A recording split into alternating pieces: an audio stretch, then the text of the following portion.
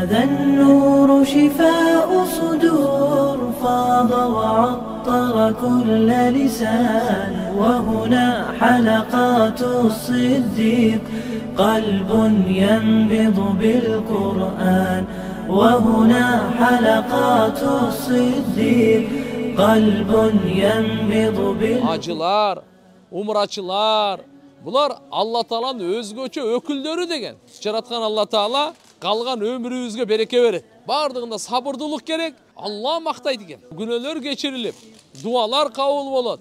Assalamu alaikum. Арбаңыздар, амансыздар бурматтуу Тез Кабар каналынын көрүүчүлөрү, жалпы момун мусулман бир туугандар, саламатсыздарбы? Биз дагы бир жолу умра сапарына аттандык. Аллага чексиз шүгүрлөр болсун. Аллах дагы бир жолу бизди чакырып отурат.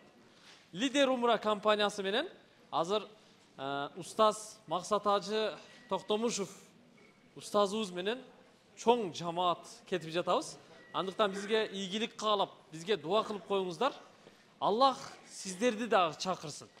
Эми умрага баруу ниетиңиз болсо алдыда, анда экрандагы телефон номерларга чалып, байланышып, лидер умрага катталыңыз. Лидер умрада жалаң устаздар менен умрага чогуу барабыз. Кеттик анда. Айма тазарып турат. Себеп ал кыймылда да адам баласы дагы кандак айланып тургандай эле, адам баласы кыймылдап сапар кылып турса, Кудай кааласа иншалла жакшы болуп кетесиз, Кудай кааласа. Урматтуу туугандар, биринчиден мынакей азыр аэропорттобуз. Кудай кааласа баарыбыз ушу жакшы ниет менен чыкканбыз. Алла Таалам ушу ниеттерибизге жеткирсин. Ниетибиз ушул жаратканы менен ыраазычылыгын таап, өзүнө жакындап, улуу соопторго ээ болуп, дүниебиз да оңолсун, кабырыбыз да нурлансын, ахиретибиз да абат болсун. Ошон үчүн бул ыйык сапарда кичине машаккат болот. Уйкудан, кичине тамак аштан, очередь күткөндөн кыжалат болбоңуз. Ушунун баардыгы сизге соопко. Айша энебизге Пайгамбарыбыз саллаллаху алейхи ва саллям айтканда, Айша, ажрук ала кадри насабик. Саңа бериле турган сооп машаккатыңа жараша берилет деген. Кыйынчылыгыңа жараша берилет деген. Ушу уйку калганы, кичине азмаз баш ооруганы, азмаз кезек күткөнү, азмаз ачка калганы, азмаз чаңкаганы, кыйналганы бардыгы соопко булчу. Алла Таала ушуга карап туруп бир сооп берет. Эч качан ишилик кичине да кыжалат болбош керек. Мындай болду, тигиндей болду. Өзүңүздүн ишиңизди бардыгын Аллага тапшырыңыз. Сиз Алланын коногусуз. Кимдин? Сиз бир мындай бир байдын, же болбосо бир кудасы өктүн, же бир падышанын коногу эмессиз. Сиз жараткан Алланын коногусуз. Пайгамбар саллаллаху алейхи ва саллям айткан: "Ал-худжаж вал-уммар вафдуллах." Ажылар, умрачылар, булар Алла Тааланын өзгөчө өкүлдөрү деген. Делегаттары деген бул. Зуюфур Рахман дейт. Мейримдүү Алланын коноктору келатат деп. Алла Тааланын үйүнө кетип аткан Алланын коноктору деп. Буларды эмне дуа кылса, Алла Таала сөз кабыл кылат. Бул деген ошон үчүн алхамдулилlah, мына Кудайга шүгүр, бул мурдагыдай сапар эмес, бул өтө бир башкача сапар. Кудай кааласа дүйнө дагы курулат. Аллахым берекесин дагы берет. Жүрөктү дагы оңдойт. Жүрөктү тынчтык менен толтурат. Күнөөлөр тазаланып, күнөөлөр кечирилип, дуалар кабыл болот. Алла Таалам канча өмүрүбүз калсачы, берекелүү кылат. Канча кимдин канча өмүрү калган Кудай билет. 1 жыл калдыбы, бирөөнкү 5 жыл, бирөөнкү 10 жылбы. Кудай билет канча өмүрүбүз калды. Бирок алхамдулилlah ушу сапардын берекесинен, умранын берекесинен жараткан Алла Таала калган өмүрүбүзгө береке берет. Ден соолугубузга береке берет, ырыскыбызга береке берет. Ушуну бир берекелүү сапарга кетип атабыз. Ошон үчүн иншалла биринчи күндөн тартып акыркы күнгө чейин бирөөнү капа кылбайлы. Бирөө менен урушпайлы. Бардыгында сабырдуулук керек, кечиримдүүлүк керек, токтоолук керек, көтөрүмдүүлүк керек. Маанайы жарык болуш керек. Жылмайып тура бериш керек. Пайгамбарыбыз үйрөткөн. Жылмайганыңыз бекер кетпейт. Жылмайганыңызга садака бергендин соогун аласыз. Канча көп жылмайсаңыз, ошончолук пайгамбарыбызга жакындайсыз. Пайгамбарыбыз Мухаммад алейхиссалам тууралуу сахабалар айтат, пайгамбарыбыздан дагы мындай жылмайып турган, көп жылмайган адам көргөн эмеспиз дейт. Пайгамбарыбыз маанайы ачык, жарык жүрөт эле. Ошон үчүн иншалла өзгөчө мына алхамдулилля жакшы сапарга кетип атабыз, бири-бирибизге колдоп, бири-бирибиздин аркабыздан жакшы сүйлөп, баягы айтып кеткендей, мына жакта баардыгын унутуңуз эми. Ким сизди капа кылып койду, кандай проблемалар бар эле, үй иши, тияк-бияк үш, булардын баардыгын унутуңуз. Сиз өзүңүздү ойлоңуз, ахиретиңизди ойлоңуз. Жараткан Алла Таала менен байланышты ойлонуңуз. Ошо Алла Таала менен ошон үчүн көбүрөөк зикир кылып отурайлы. Тасбih бар да. Баарыңызда тасбih бар. Тасбihни алып, акырын ушул жерде субханалла деп 1000 жол тартып кое бериңиз. Алхамдулилля деп 1000 жол тартып кое бериңиз. Бекер отурганданчы. Унчукпай отура берсеңиз, оюңузга ар нерсе келе берет. Ва ла илаха иллаллах, валлаху акбар, ва ла хаула ва ла куввата илля билля десе, Алла айтат экен. Мындай дейт: Аслама абди вастаслама. Менин кулум мага баш ийди, өзүн толук тапшырды деп Алла мактайт экен. Көрбөйсүзбү? Ошон үчүн иншалла ана киши бош убакыт болуп калганда азыр пайгамбардын шаарына кетип атабыз да. Кудай кааласа Чаржага учуп, андан эле Мадинага учабыз. Аллахым жол берсе, эртеге күндүз эле, мына күндүз эле, азыр багымдаттан кийин эле Кудай кааласа тияка барып калабыз. Пайгамбардын шаарыначы, жол берсе, Кудай кааласа иншалла. Ошо пайгамбарыбыз саллаллаху алейхи шаарына кетип атабызбы? 1000 жол саллаллаху алейхи ва саллям деп коюңуз. Азы дегенде. Бул бат эле бүтөт. Саллаллаху алейхи ва саллям, саллаллаху алейхи ва саллям. Канчалык көп айтсак, ошончолук жакшы. Пайгамбарыбыздын мухаббаты менен кирейли. Пайгамбарыбыздын тазими менен кирейли, салават айтып кирейли.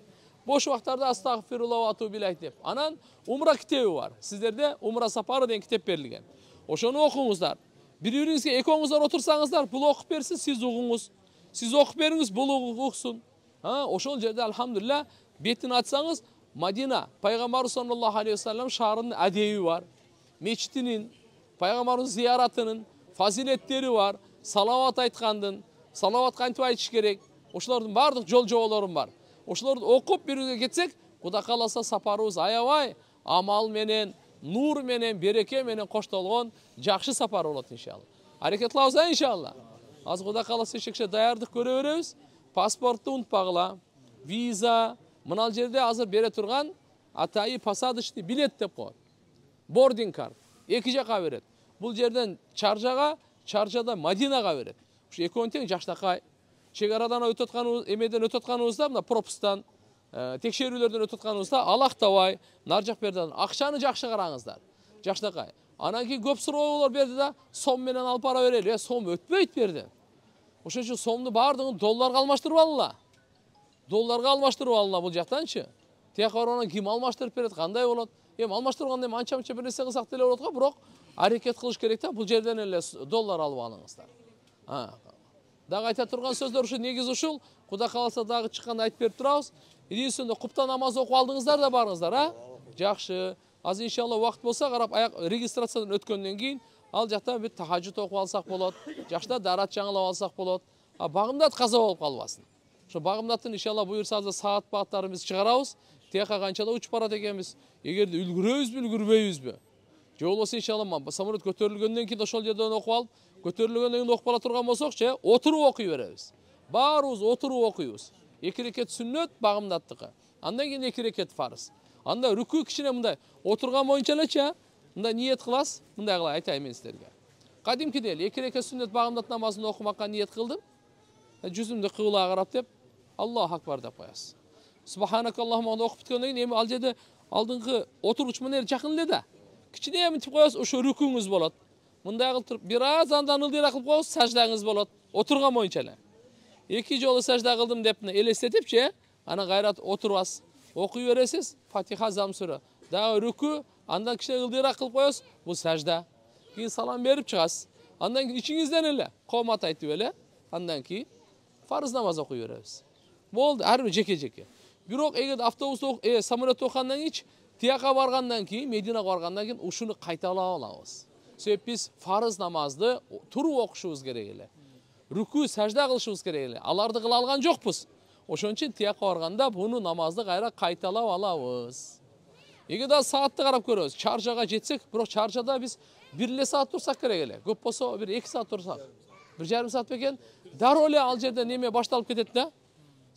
Посадка башталып кетет да, чык деп дарат алганга, тияктан намаз окуганга кээде үлгүрүп калат, кээде үлгүрбөй калган маселе болуп калат. Ошон үчүн иншалла тынчырагы ушу самолеттун үстүндө чыгып калган болсок, багымдаттын убакыты келгенде ошол жерден эле окуп алабыз. Макулбу? Алла разы болсун иншалла. Анан самолеттон эстеп атканда, түшүп атканда чаржага, ошондой эле чаржадан Мадинага түшүп атканда, ушу унутуп калбаңыздар буюмуңуздарды. Көбүнчө телефондорду мындай чөнтөгүнө салып коет дагы, таспини салып коет. Кээ бирлер болсо дагы бир баалуу нерсесин салып коет. Анан шашып атканда кеттик дегенде булардын баарын алып чөт дагы тигин унутуп калат. Эшикке чыктыңызбы, кайра самолетке киргизбейт. Анан ал жерде биздин телефон иштебейт. Түкүнчө мен телефонум ала кел, мынанчанчы орунда отурдум эле десеңиз, телефонго связь жок. Ошон үчүн сиздерден сураныч, ар бир учур туруп отуруп атканда телефонуңузду бир сыйра карап, паспортуңузду, билетиңизди бир сыйра карап коюп туруңуз дешет. Сураныч, Алла Таалам разы болсун, кабыл кылсын. Азыранда киши зикир кылып, отуруп, нары бери басып, жеңилдеп, майдачылар кылып турабыз. Посадка башталганда Кудай кааласа бара беребиз. قلب ينبض بالقرآن ومجمع هذه الحلقات غيم